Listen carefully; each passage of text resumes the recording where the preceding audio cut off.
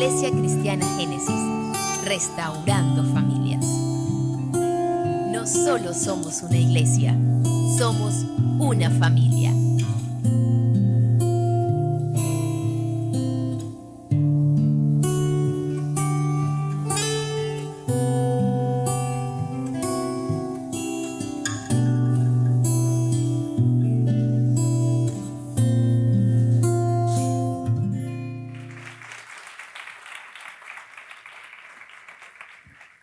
La iglesia del Señor reflejando el carácter de Jesús. Como dice Jeremías 31:3, este es el tema. Fíjense cómo dice, es un recordatorio que no se nos puede olvidar. Hace mucho tiempo se me apareció el Señor y me dijo, con amor eterno te he amado, por eso te sigo con fidelidad. Esa es una promesa que el Señor dio, una bendición que el Señor nos recuerda, que nos ha amado desde el principio, somos amados por Él. Y con toda seguridad usted y yo somos como la niña de sus ojos, somos su real tesoro, somos su especial tesoro para Él y con toda bendición Él tiene el cuidado de nosotros. Así que no se nos olvide que la misericordia del Señor es cada día. En esta mañana queremos hablar del servir a Jesús fortalece nuestro carácter. Por eso queremos hacerle hincapié acerca de Jesús, porque es la clave y el centro de esta mañana, es el centro de nuestra vida. No hay duda que alrededor de Jesús toda la humanidad, fíjense que tanto es así que él partió la historia en dos. Se habla antes de Cristo y después de Cristo. O sea que Jesús realmente fue y es realmente el centro de la historia. Para algunos no lo ven así, pero usted y yo que lo conocemos sabemos lo que representa, lo que significa y lo que es para nosotros. Por eso queremos fortalecer este lema, para que podamos compartir ese tesoro y podamos llevar palabra de esperanza a tanta gente que lo necesita. En Apocalipsis capítulo 1, verso 5, nos revela algo acerca del Señor, acerca de Jesús, porque si queremos reflejar el carácter de alguien, queremos saber cómo es ese alguien, qué representa para nosotros, qué significado tiene para nosotros. Y de parte de Jesucristo, el testigo fiel, el primogénito de la resurrección, el soberano de los reyes de la tierra, al que nos ama y por cuya sangre nos ha librado de nuestros pecados, al que ha hecho de nosotros un reino de sacerdotes al servicio de Dios su Padre, a Él sea la gloria y el poder por los siglos. Amén.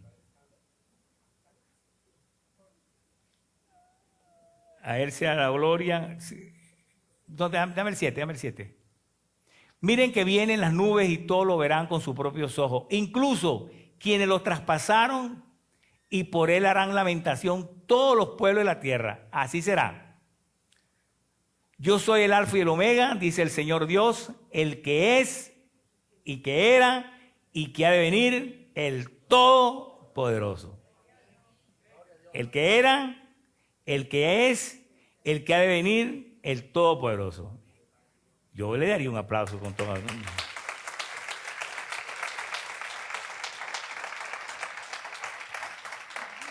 Así que, si hay algo seguro, es su segunda venida. Si hay algo que es seguro, es su segunda venida. Ya vino la primera vez, la segunda venida no va a ser como la primera.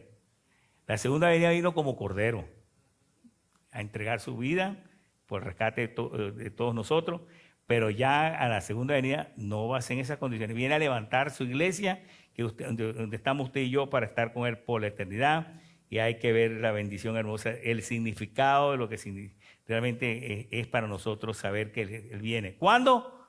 Nadie lo sabe. Dice que ni los ángeles del cielo saben esa hora, pero lo que estamos seguros es que el evento va a ocurrir. Así que si hay algo que usted y yo tenemos que esperar con seguridad, que ese evento va a suceder. Así que, mientras tanto, mientras el Señor llega, que no sabemos cuándo, puede ser hoy, puede ser mañana, pasado, usted y yo tenemos que ocuparnos realmente en algo trascendental, que es proclamar la palabra de esperanza y dejar que se refleje a través de nosotros el amor y el carácter de Jesús. ¿Quién es Jesús? Vamos a ver qué dice la palabra, ¿quién es Jesús? Juan capítulo 1, verso 1. Vamos a indicar unos textos que nos van a ayudar para que tengamos claridad y fortaleza. En el principio ya existía el Verbo, y el Verbo estaba con Dios, y el Verbo era Dios. Él estaba con Dios en el principio. Por medio de Él, todas las cosas fueron creadas. Sin Él, nada de lo creado llegó a existir. En Él estaba la vida y la vida era la luz de la humanidad. Esta luz resplandece en las tinieblas y las tinieblas no han podido extinguirla. Vino un hombre llamado Juan, Dios lo envió como testigo para dar testimonio de la luz, a fin de que por medio de él todos creyeran. Juan no era la luz, sino que vino para dar testimonio de la luz. Esa luz verdadera, la que alumbra a todo ser humano, venía a este mundo. El que era la luz ya estaba en el mundo y el mundo fue creado por medio de él, pero el mundo no lo reconoció. Vino a los que eran suyos, pero los suyos no lo recibieron. Mas a cuanto lo recibieron, a los que creen en su nombre, o sea, usted y yo, les dio el derecho de ser hijos de Dios. Estos no nacen de sangre, ni por deseos naturales, ni por voluntad humana, sino que nacen de Dios. Y el Verbo se hizo hombre y habitó entre nosotros, y hemos contemplado su gloria, la gloria que corresponde al Hijo unigénito del Padre, lleno de gracia y verdad. Juan dio testimonio de él y a la voz en cuello proclamó: este es aquel de quien yo decía, el que viene después de mí es superior a mí, porque existía antes que yo. De su plenitud todos hemos recibido gracia sobre gracia. Acabamos de cantar la bendición hermosa de Jesús en nuestra plenitud. Entonces aquí el Evangelio según San Juan nos está indicando que el Señor ya era desde el principio. Era Dios mismo. Dios se hizo carne para venir entre nosotros y habitó entre nosotros para podernos mostrar cuánto realmente usted y yo éramos valiosos para Él. No había forma ni manera que pudiéramos conseguir la salvación sino a través de la obra magistral, extraordinaria de Jesús. Dios se hizo carne y habitó, dice, esa palabra se hizo carne y habitó entre nosotros y vimos su gloria. ¿Para qué? Para que usted y yo podamos entender la importancia y la maravillosa extensión de su reino y que cómo Dios quiere que usted y yo podamos entender el corazón un poco de Dios para saber qué es el lugar que Él quiere para nosotros. Así que vamos a estar pendientes de todos estos detalles que con toda seguridad van a ser de utilidad. Juan capítulo 17, verso 5 nos habla un poco también de esto. Ya el Señor aquí hablando con el Padre, y mire cómo dice: y ahora, Padre, glorifícame en tu presencia con la gloria que tuve contigo antes de que el mundo existiera. Está recordándonos allí que Él ya estaba antes de que todo esto existiera, porque era el mismo en la Trinidad, Jesús disfrutando allí con la presencia de la Trinidad. Colosenses capítulo 1, el apóstol San Pablo escribiendo aquí nos recuerda también algo maravilloso. Colosenses capítulo 1, verso 15, nos dice algo que es bueno recordarlo. Hablando de Jesús, miren, Él es la imagen del Dios invisible, el primogénito de toda creación. Porque por medio de Él fueron creadas todas las cosas en el cielo y en la tierra, visibles e invisibles, sean tronos, poderes, principados o autoridades, todo ha sido creado por medio de Él y para Él. Él es anterior a todas las cosas que por medio de Él forman todo, un todo coherente. Entonces, nos está recordando la palabra del Señor ahí. ¿Quién es Jesús? Dios mismo. Dios mismo. Dice que Él es la imagen del Dios invisible. ¿Se acuerda cuando Felipe le dice: Padre, Señor, muéstranos al Padre y nos basta? ¿Y qué dice Felipe? ¿Qué dice? Responde el Señor a Felipe: Felipe, hace tanto tiempo que estoy con ustedes y no me conocen. El que me ha visto a mí, ha visto al Padre. O sea que no hay nada diferente. Si usted me está viendo a mí, está viendo al Padre. Fíjate cómo Jesús puede expresar eso, y así precisamente quiere que usted y yo entendamos como iglesia que el que nos ha visto a nosotros conoce a Jesús. Y ya vamos a ver por qué razón Dios quiere que usted y yo seamos reflejo de su amor, de alguna manera aquí en la tierra. Por eso dejó instalada la iglesia del Señor, aún con nuestras limitaciones, aún con nuestros errores, con nuestras fallas, pero la iglesia es la esposa del Cordero. La iglesia del Señor es la esposa del Cordero. Nos guste o no. Por eso Dios, si usted quiere tener un problema con Dios serio, no ame la iglesia. Si usted quiere tener un problema con el Señor, hable mal de la iglesia. Pues usted está hablando mal de la iglesia, está hablando mal de la novia del Cordero. Es como que yo le diga, mira, tú me agradas, hermano, pero tu esposa no me cae mal. ¿Cómo se siente usted? Hermano, mira, si no funciona la amistad. Pues si yo te caigo bien y te caigo simpático, mi esposa tiene que ser igual. Pero usted no se siente cómodo que le digan que tú me caes bien, pero tu esposa me cae gordo. Eso no cae bien. Eso es lo que le decimos muchas veces al Señor. Señor, yo te amo. Pues esa iglesia no funciona. Se mete en problemas. Porque la iglesia del Señor, es usted y soy yo, aún con nuestros errores, con nuestras fallas, con nuestras limitaciones, con todas aquellas cosas, pero somos la iglesia del Señor. Y es la que viene a buscar. Es la que viene a buscar.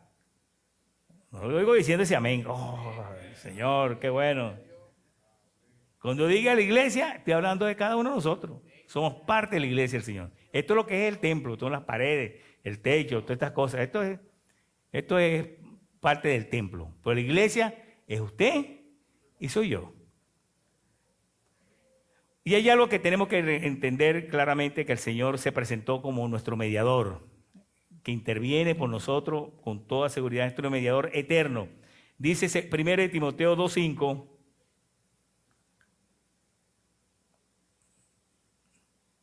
Porque hay un solo Dios y un solo mediador entre Dios y los hombres. Jesucristo, hombre.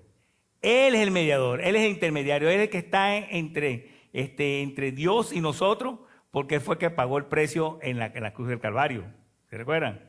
La cruz del Calvario fue el paso para que todos y yo podamos conocer al Señor. Por eso Jesús dijo, yo soy el camino, la verdad y la vida. Nadie va al Padre sino por mí. Así que de alguna manera la bendición hermosa es que Jesucristo es nuestro mediador. Nuestro mediador. Hebreos 8:6 lo dice de otra forma. Pero el servicio sacerdotal que Jesús ha recibido es superior al de ellos. Así como el pacto del cual es mediador es superior al antiguo, pues que se basa en mejores promesas. El Señor le pasó por encima a todas aquellas cosas que hacían que el hombre llegara al Señor. ¿Se acuerdan que anteriormente en el Antiguo Testamento, cuando el sacerdote iba a expiar los pecados, entraba al tabernáculo, era el que representaba, iba una vez al año? Era una cosa realmente, una ceremonia total. Déjeme decirle algo que me llama la atención en todo esto. Era una ceremonia, se preparaba todo el año para hacer ese tipo de acción. Y la gente afuera, toda la gente esperando afuera, que el sacerdote con toda su vestimenta, con toda su preparación, entrara al lugar santo, donde estaba el arca del pacto allí, entraba allí y hacía el acto de expiación de los pecados por todos los que estaban allí.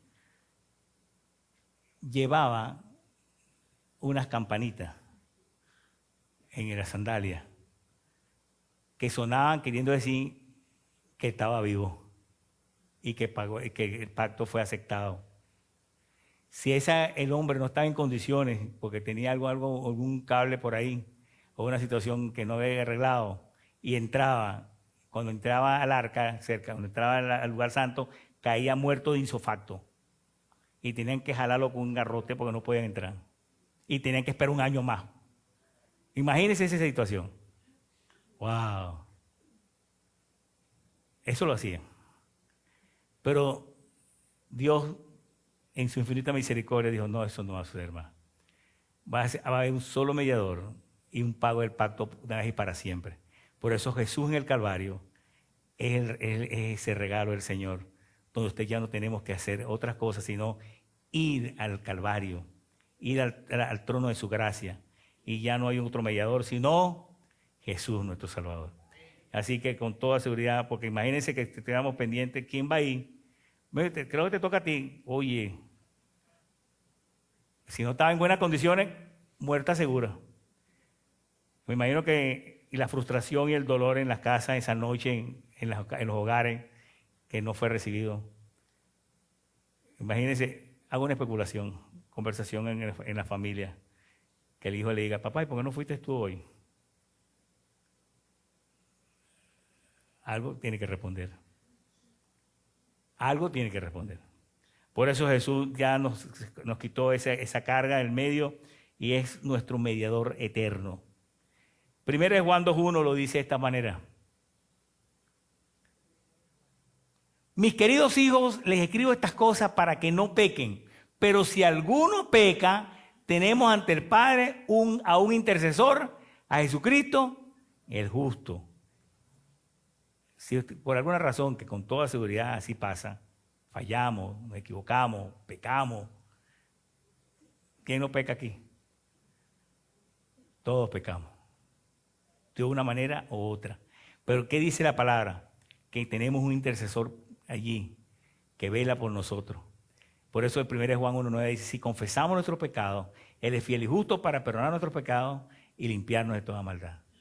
¿Cuándo? El mismo momento que usted vaya y lo confiese y le diga, Señor, me equivoqué, lastimé a alguien, hice cosas indebidas, pensé en cosas que no, hice cosas que no te agradan.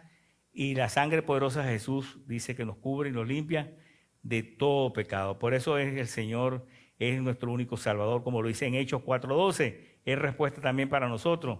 Estamos hablando de qué es lo que hace Jesús por cada quien.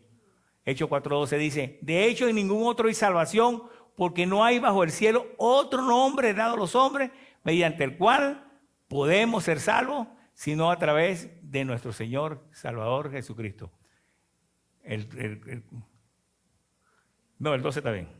No hay otro nombre bajo el cielo sino Jesús nuestro Salvador. ¿Y cómo hacemos eso personal? ¿Cómo lo hacemos personal? Porque la salvación fue hecha para todo el mundo, pero no todo el mundo es salvo. No todo el mundo es salvo. No porque Dios no quiere que sean salvos, sino porque Dios deja que cada quien tome la decisión correcta. Si hay algo que realmente yo admiro y me agrada de Dios, es lo respetuoso que es Dios. Con todo lo poderoso que es, con todos los soberanos, bueno, usted y yo no imaginamos todo lo que realmente representa. Todo eso es respetuoso en nuestras decisiones y espera que cada uno tome la decisión adecuada, correcta. Pero Él no forza a nadie, Él no obliga a la gente. Por eso dice en Romanos capítulo 10, verso 9, que si confiesas con tu boca que Jesús es el Señor y crees en tu corazón que Dios lo levantó de entre los muertos, serás salvo.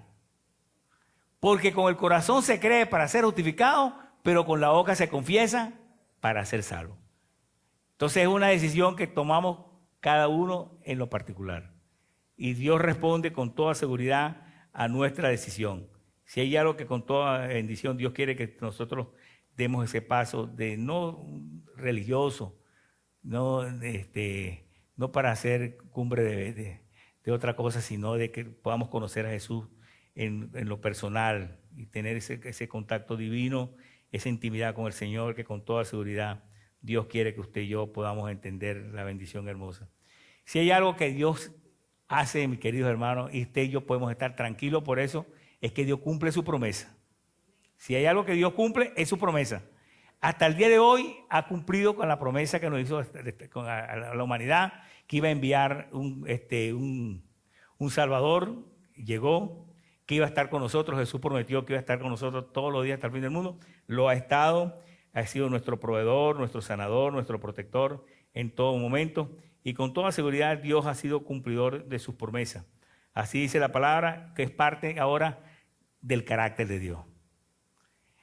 Si hay algo que identifica y debe identificarnos a nosotros, mis queridos hermanos, como cristianos, es ser cumplidores de promesas.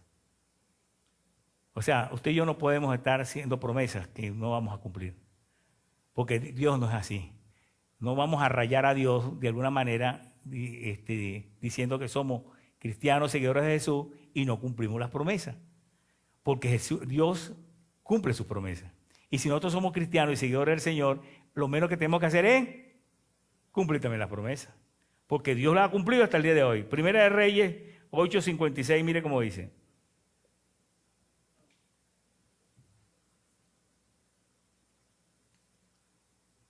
Bendito sea el Señor que conforme a sus promesas ha dado descanso a su pueblo Israel. no ha dejado de cumplir ni una sola de las gratas promesas que hizo por medio de su siervo Moisés. Wow. No ha dejado de cumplir en este momento cuando se escribió ni una.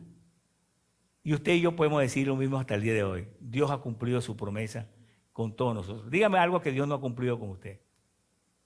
Las ha cumplido todas. Hay unas cuantas que están prometidas que con toda seguridad vienen en camino. La respuesta viene con toda seguridad. No es porque Dios realmente está retardado, sino porque espera que nosotros también cultivemos la paciencia. Acuérdense que la paciencia es parte del fruto del Espíritu. Pero Dios cumple su promesa. Y Él prometió que iba a venir, dijo que iba a venir y vino en Jesús, y ahora prometió que viene a buscar su iglesia, y así va a ser. En Hechos capítulo 13, verso 32,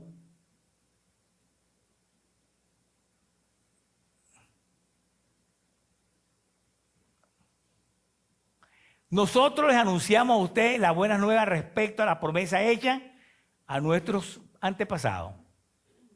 Dios nos las ha cumplido plenamente a nosotros, los descendientes de ellos, al resucitar a Jesús. Como está escrito en el segundo Salmo, tú eres mi hijo, hoy mismo te he engendrado. Entonces el apóstol aquí, escribiendo el libro de los Hechos, la iglesia primitiva, la iglesia del Señor, recordando que el Señor había cumplido su promesa. No ha dejado cumplir ninguna. Hay una que todavía probablemente te diga, oye, pero faltan unas. Bueno, espera que llegue. Con toda seguridad va a llegar. Segunda de Pedro lo dice de esta manera, para darnos tranquilidad. Miren cómo dice Segunda de Pedro 3:9. El Señor no tarda en cumplir su promesa, según entienden algunos la tardanza. Más bien, Él tiene paciencia con ustedes porque no quiere que nadie perezca, sino que todos se arrepientan. Vamos a leer otra vez. Vamos a leerla porque esta tiene el sentido en esta mañana con respecto a la promesa. Pero el día del Señor vendrá. No, perdón, dame la 9. El Señor no tarda en cumplir su promesa. No tarda. Según entienden algunos la tardanza. Más bien Él tiene paciencia con cada uno de nosotros porque no quiere que nadie perezca, sino que todos se arrepientan. Porque algunos podremos decir, Señor, ¿qué pasa que no llega? Esta situación está pero ruda. Cada día está peor la inclemencia de la inmoralidad, de la maldad, del pecado, de todas estas cosas que estamos viviendo a nuestro alrededor, esas cosas que están sucediendo que ahogan a la gente, que angustian de tal forma. Señor, ¿cuándo vienes? Por supuesto que el Señor quiere venir. Si hay alguien que quiere venir es el Señor. Si hay alguien que quiere estar con nosotros es el Señor. Pero, ¿qué es lo que está pasando? No es que Él retarda su promesa, sino que más bien está dando oportunidad. ¿Para qué? Para que otros puedan conocerle. ¿Qué dice el libro de Mateo capítulo 24? Dice, y será predicado este evangelio en todo lugar, en todo sitio. Toda persona oirá la palabra del Señor. Y luego vendrá el fin. Señor, entonces, Dios, ¿quién es el responsable entonces que esta palabra sea predicada? Dios. Nosotros. Si nosotros predicamos la palabra, aceleramos los tiempos.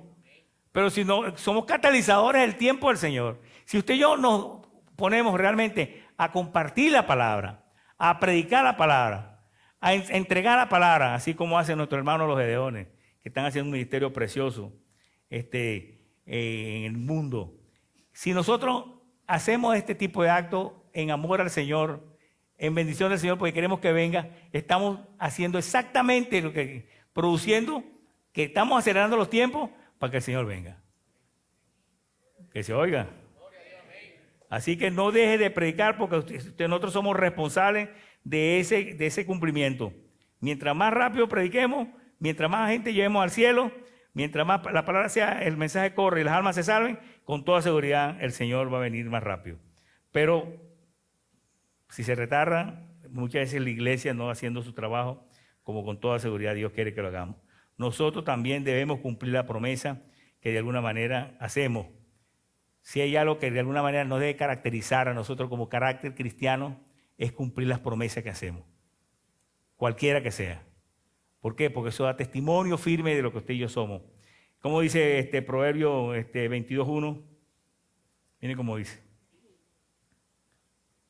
Vale más la buena fama que la mucha riqueza, y más que el oro o la plata, la buena reputación.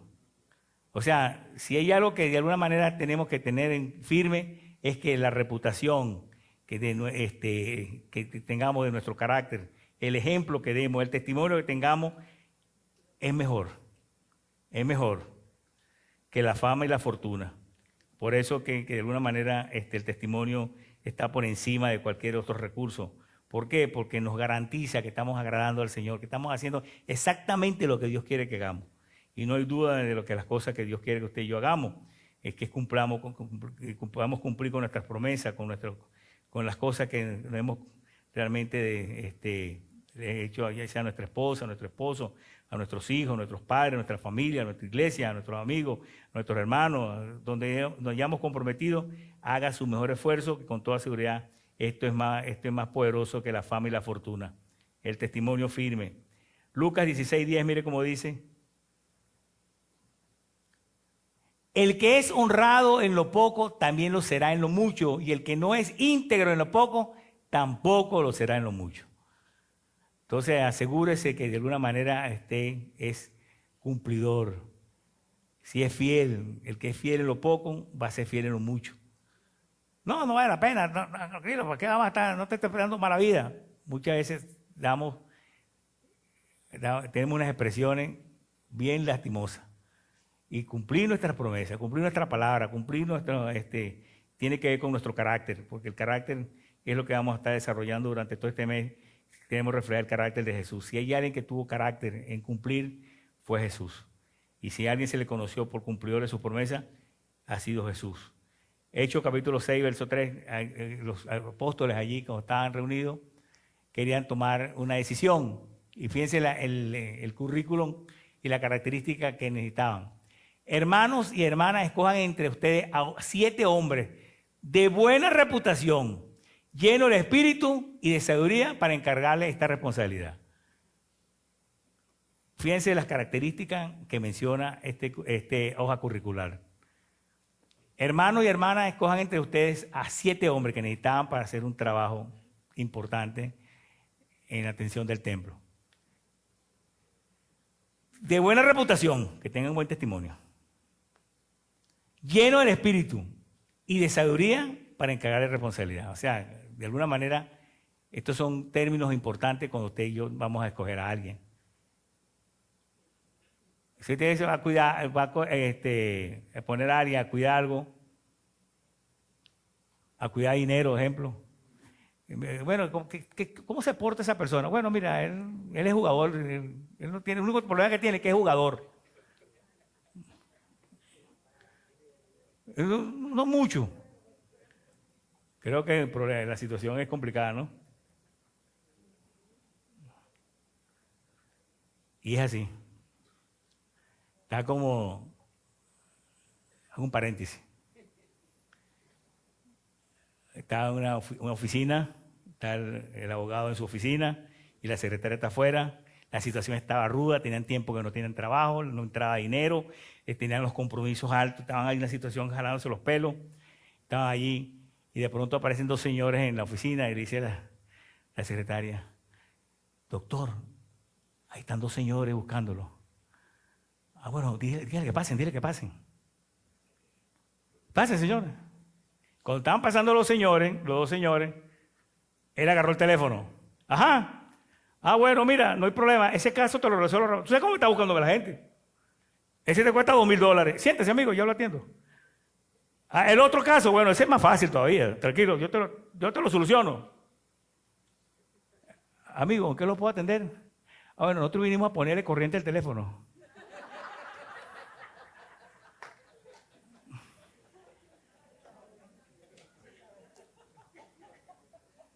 Hay casos, hay gente.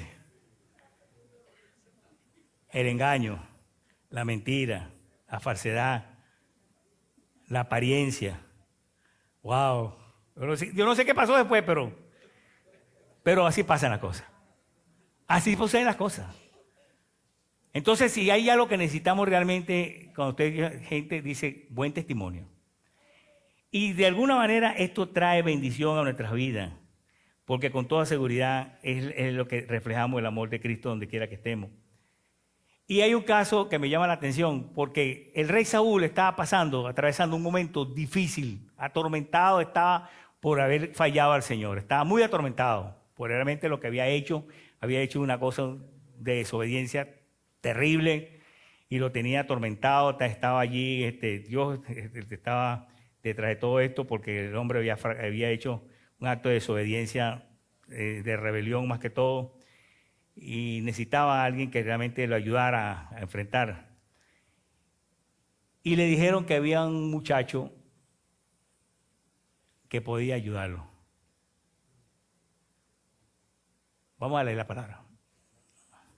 Primera de Samuel, capítulo 16, verso 14. Primera de Samuel 16, 14 al 23. El espíritu del Señor se apartó de Saúl y en su lugar el Señor le envió un espíritu maligno para que lo atormentara. Estaban llenos de angustia. Sus servidores le dijeron: como usted se dará cuenta, un espíritu maligno de parte de Dios lo está atormentando, rey. Así que ordene su majestad a estos siervos suyos que busquen a alguien que sepa tocar el arpa. Así cuando lo ataque el espíritu maligno de parte de Dios, el músico tocará y su majestad se sentirá mejor. Bien, le respondió Saúl, consígame un buen músico y tráiganlo. Uno de los cortesanos sugirió: conozco un muchacho, oigan esto, conozco un muchacho que sabe tocar el arpa, es valiente, hábil guerrero, sabe expresarse y es de buena presencia. Además, el Señor está con él, su padre Isaí, el de Belén. Entonces Saúl envió unos mensajeros a Isaí para decirle: mándame a tu hijo David, al que cuida el rebaño. Isaí tomó un asno, alimento, un odre de vino y un cabrito y se lo envió a Saúl por medio de su hijo David. Cuando David llegó, quedó al servicio de Saúl, quien lo llegó a apreciar mucho y lo hizo su escudero. Luego Saúl le mandó a este mensaje a Isaí: permítame que David se quede a mi servicio, pues me ha causado muy buena impresión. Cada vez que el espíritu de parte de Dios atormentaba a Saúl, David tocaba la arpa y tocaba la música, calmaba a Saúl, lo hacía sentirse mejor y el espíritu maligno se apartaba de él. Fíjense este evento. Saúl estaba necesitado, estaba pasando por una serie de problemas, de angustia, de tormenta. El estrés y la depresión lo tenían en una combinación terrible, letal. El hombre la culpa lo tenía atormentado por haber hecho el acto de rebelión terrible que había hecho. Y dice que estaba atormentado. Y le dijeron que había alguien que podía ayudarlo. Fíjense este caso. David, que estaba en su cuidado de oveja, ya había sido ungido. Ya había sido ungido por el Señor porque iba a ser el rey. Ya había sido ungido. ¿Usted sabe cuánto tiempo esperó David después que el rey Samuel, el profeta Samuel lo había ungido? Esperó 7 años. 7 años después que él había ungido. Pero él no se desesperó. Fue a tocarle al rey, fue al palacio donde fue a tocarle al rey, tocarle el arpa al rey, donde ese puesto lo iba a ocupar posteriormente, como rey. Pero el caso no es este. Lo que quiero decirles es este. Tu actitud y mi actitud de esperar y confiar en el Señor va a ser importante en todo. Cuando alguien vaya a necesitar de ti, alguien va a hablar bien de ti. Así que si tú estás preocupado por alguna situación, acuérdate que alguien está hablando bien de ti en el palacio. Alguien está hablando bien de ti en el palacio. Si tú y yo estamos haciendo buen testimonio, estamos haciendo correctamente las cosas, estamos agradando al Señor, alguien va a hablar por nosotros. Ni sabía David lo que estaba pasando, pero alguien le estaba diciendo al rey: este muchacho toca el arpa, es de buen testimonio, ¿cómo va? Vamos a leer otra vez. Vamos a leer, dame el 22. Es guerrero. No, dame un poquito más. Vamos a recordarlo como dice la palabra directamente. El 18. Pon el 18 para él. Ok, miren. Uno de los cortesanos, uno de los que trabajaba en el palacio, sugirió: conozco un muchacho que sabe tocar el arpa. No que lo guaralea, que sabe tocar el arpa. Es valiente. Ser valiente en el significado que le dan es que va para adelante. Puedes contar con él. Hábil, no es flojo. Esa palabra me gusta más. No es flojo. Hábil guerrero, diestro, preparado. Sabe expresarse y es de buena presencia. ¿Cómo conocía el que estaba hablando bien? ¿Lo conocía? ¿Lo había visto? ¿Sabe quién era? Por supuesto que sí. ¿Por qué le piden a uno referencias personales de alguien? Porque quieren saber qué tal se porta la persona. ¿Por qué? Porque las referencias te van a ayudar mucho. Entonces, de alguna manera, el buen testimonio con toda seguridad es importante. Si eres cumplidor de promesa, si amas y respetas a tu esposa, o a tu esposo, o a tus hijos, a tu familia, lo tratas correctamente, lo tratas con toda seguridad, te vas a ganar el respeto del cielo. Te vas a ganar el respeto del cielo. Hombre como José no aparece ni siquiera en los héroes de la fe. José no aparece en el libro de los héroes de la fe. No aparece. Pero José fue el hombre que Dios escogió para cuidar a Jesús. Te va a escoger a alguien que va a cuidar a su hijo, tiene que tener seguridad de qué tal es. ¿Verdad? Y José se ganó el corazón de Dios, no solamente por lo que José había hecho, sino lo que significaba. ¿Y dónde estuvo la clave fundamental? Un hombre que protegió a María como la protegió José merece los aplausos del cielo. Ese es José. El respeto y el amor. Por eso el Señor, cuando escogió a José, no estaba equivocado. Sabía que era un hombre que tenía un corazón para cuidar a su hijo. Así que de alguna manera, si hay algo que tiene que ver con nuestro carácter, es que somos cumplidores, que tenemos buen testimonio y esto nos va a dar bendición. Porque ¿qué hacía Jesús? ¿Qué hace Jesús? ¿Qué hacía? Fíjense en el libro de Hechos, como dice, Hechos capítulo 10, verso 38.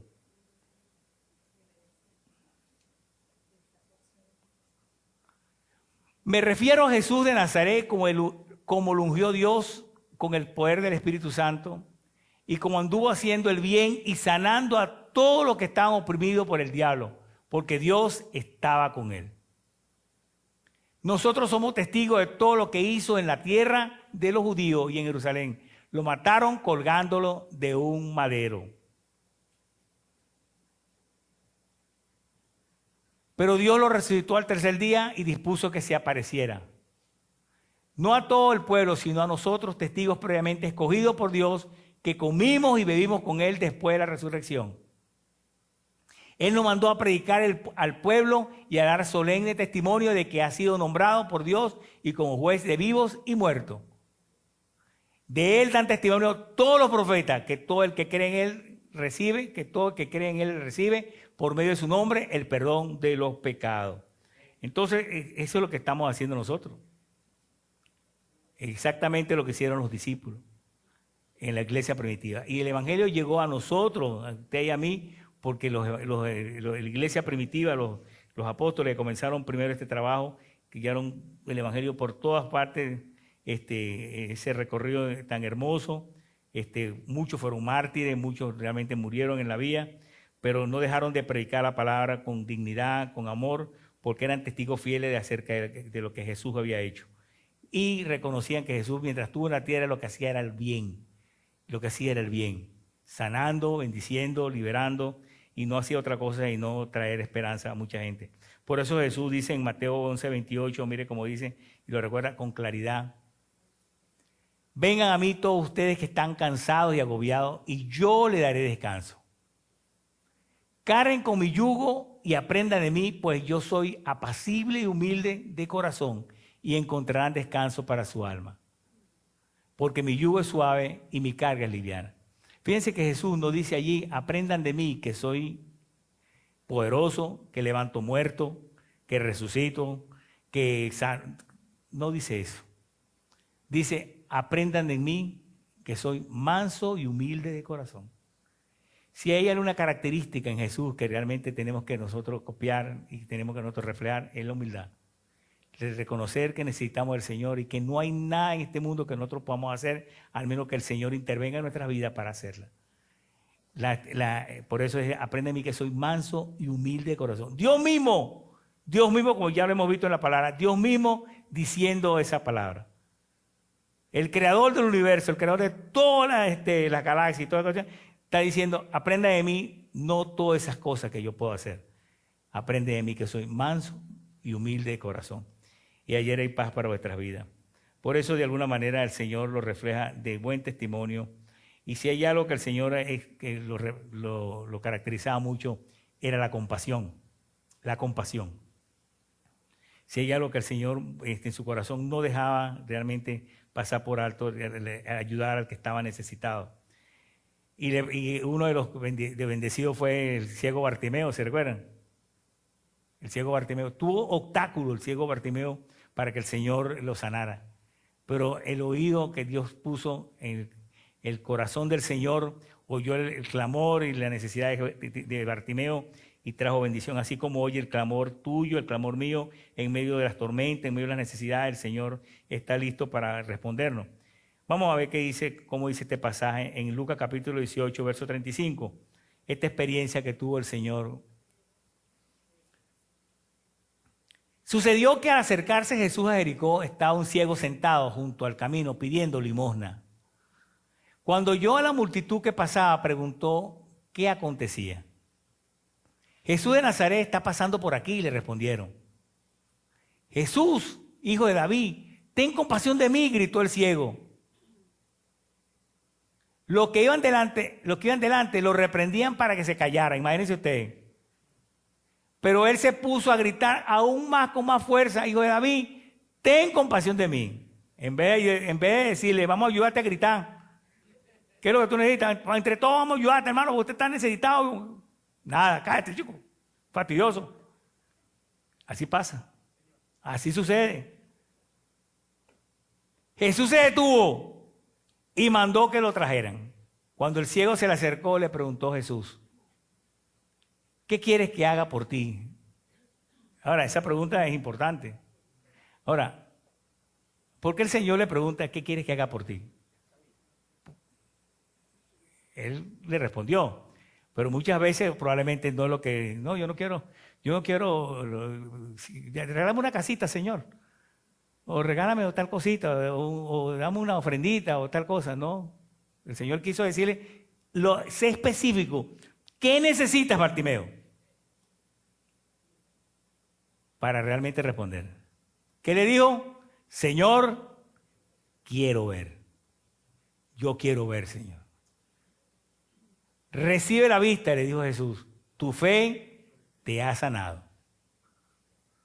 Al instante recobró la vista, entonces glorificando a Dios, comenzó a seguir a Jesús y todos los que lo vieron danzaban y alababan a Dios. Inclusive los que lo mandaron a callar. Que con toda seguridad vieron el milagro y tremendo.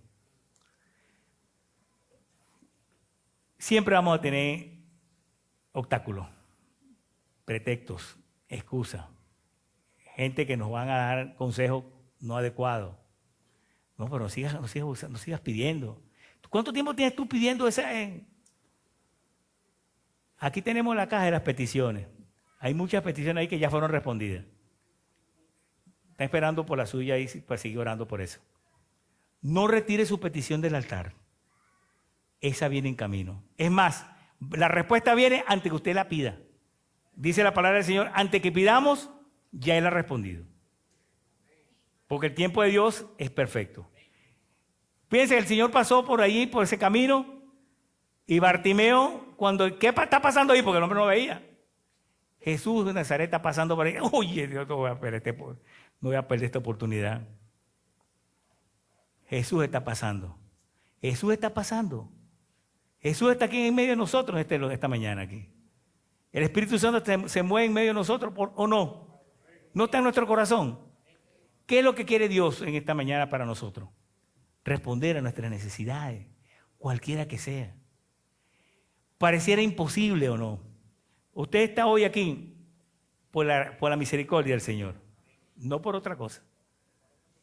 Podríamos decir, no, fue que yo me levanté temprano hoy, fue que hoy sí tuve ganas, no estaba lloviendo. Usted está sentado aquí por la misericordia del Señor.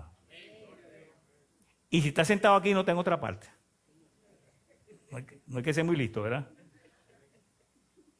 Entonces, es un buen tiempo de oportunidad. Mire, vamos a ver un micro. Vamos a ver un micro que usted, estoy seguro que usted lo ha oído por las redes, o lo que siempre me mandó. Pero yo quiero que usted lo oiga ahora como Bartimeo. Como Bartimeo. Porque en este caso nosotros somos esos ciegos que estamos sentados a la orilla del camino esperando que el Señor pase. Y miren lo que sucede cuando Dios realmente responde. Vamos a esperar que todos estemos listos para... El doctor Mark era un oncólogo famoso. Un día voló a una importante conferencia en otra ciudad donde iba a recibir un premio. Una hora después del despegue, hubo un aterrizaje de emergencia en un aeropuerto cercano. El médico alquiló un automóvil y se dirigió a la conferencia. Poco después de su partida, el clima empeoró y comenzó una violenta tormenta. Debido a la fuerte lluvia, Internet desapareció en el navegador, giró en la dirección equivocada y se perdió. 2 horas después, conduciendo, se dio cuenta de que se había perdido. Se sentía hambriento y cansado, por lo que decidió buscar un lugar para quedarse. Finalmente, se encontró con una pequeña casa. Desesperado, salió del coche y llamó a la puerta. Una mujer abrió. Él le explicó y le pidió si podía usar su teléfono. La mujer le dijo que no tenía teléfono, que aquí en el medio de la nada no había ni siquiera electricidad, pero que podía entrar y esperar a que mejorara el clima. Hambriento, mojado y cansado, él aceptó su oferta y entró. La mujer le ofreció té caliente y le dijo que se iría a rezar un rato. Él sonrió y dijo que solo creía en el trabajo duro. Sentado a la mesa, tomando un sorbo de té, el médico observó a la mujer rezar junto a la cama a la tenue luz de las velas. El médico se dio cuenta de que la mujer necesitaba ayuda, así que cuando terminó de orar, le preguntó: ¿qué es exactamente lo que quieres de Dios? ¿Crees que Dios alguna vez escuchará tus oraciones? La mujer sonrió tristemente y dijo: el bebé de la cuna es mi hijo. Tiene un tipo raro de cáncer y solo hay un médico que puede curarlo. Su nombre es Mark, pero yo no tengo el dinero y el doctor Mark vive en otra ciudad muy lejos. Dios todavía no ha respondido a mi oración, pero sé que me ayudará. Tengo fe en que así será. Aturdido y sin palabras, el doctor Mark simplemente se echó a llorar y susurró: Dios es maravilloso. Recordó todo lo que le pasó hoy, el accidente de avión, la lluvia torrencial que le hizo perder el rumbo, y todo esto sucedió porque Dios no solo respondió su oración, sino que también le dio la oportunidad a él de poder ayudar al prójimo. Se acercó a la mujer, le tomó la mano y le dijo: señora, mucho gusto, yo soy el doctor Mark. La fe no hace que las cosas sean fáciles, hace que las cosas ocurran.